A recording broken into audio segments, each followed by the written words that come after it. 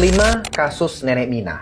Kasus Nenek Mina adalah peristiwa hukum yang menarik perhatian publik di Indonesia pada tahun 2009. Nenek Mina seorang wanita tua yang bekerja sebagai pemetik kedelai di perkebunan PT Rumpun Sari Antan (RSA). Didakwa bersalah mencuri 3 buah kakao dari perkebunan tempatnya bekerja untuk ditanam di kebunnya sendiri. Meskipun nilai barang yang dicuri sangat kecil dan Nenek Mina mengakuinya serta telah meminta maaf, kasus ini tetap diproses hingga pengadilan.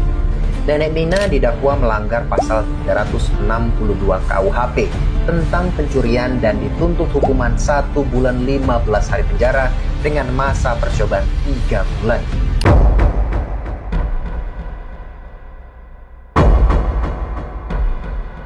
Adapun berdasarkan Kitab Undang-Undang Hukum Pidana KUHP pasal 362 tentang pencurian, unsur-unsur pidana terpenuhi.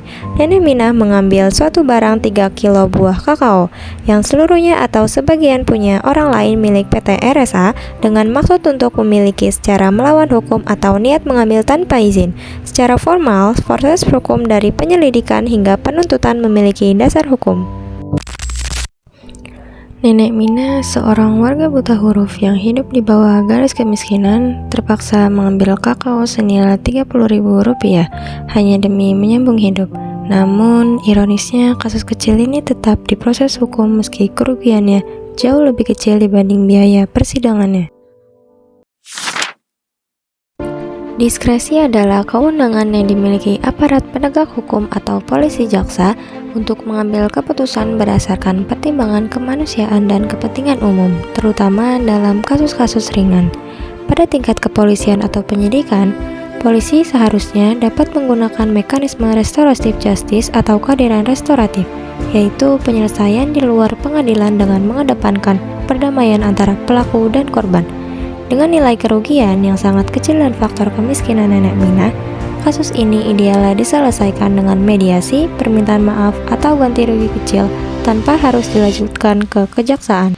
Selanjutnya, pada tingkat kejaksaan atau penuntutan, jaksa memiliki hak deponering atau mengenyampingkan perkara demi kepentingan umum atau menuntut dengan tuntutan yang sangat ringan.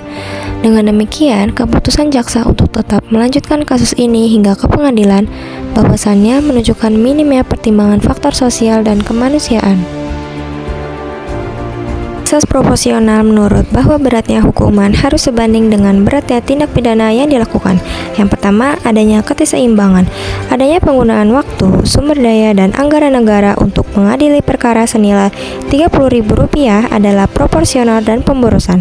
Proses hukum ini yang formal dan berat ini justru menimbulkan kerugian sosial yang lebih berat dibandingkan kerugian material PT RSA. Selanjutnya ada fokus hukum yang salah. Analisis menunjukkan sistem hukum terlalu fokus pada strict liability, pertanggungjawaban mutlak, tanpa mempertimbangkan mens rea atau niat jahat dan dampak sosial dari tindak pidana ringan. Adapun solusi untuk menangani dari kasus tersebut ialah membuat peraturan Jaksa Agung dengan peraturan Kapolri yang secara eksplisit mewajibkan penerapan restoratif justice untuk kasus-kasus tindak pidana ringan atau tipiring dengan nilai kerugian di bawah batas tertentu dan didorong motif kebutuhan bukan kejahatan. Selanjutnya, merevisi atau menetapkan batasan yang jelas bagi penuntut umum atau jaksa untuk mengenyampingkan deponering perkara yang tidak signifikan dengan kerugian sangat kecil dan tidak membahayakan kepentingan umum. Yang terakhir, pemerintah harus memastikan adanya lembaga bantuan hukum atau LBH yang aktif mendampingi masyarakat miskin sejak tahap penyelidikan. Hal ini sangat penting agar hak-hak Nenek Mina dalam kasus ini dapat dibela sejak awal hingga akhir.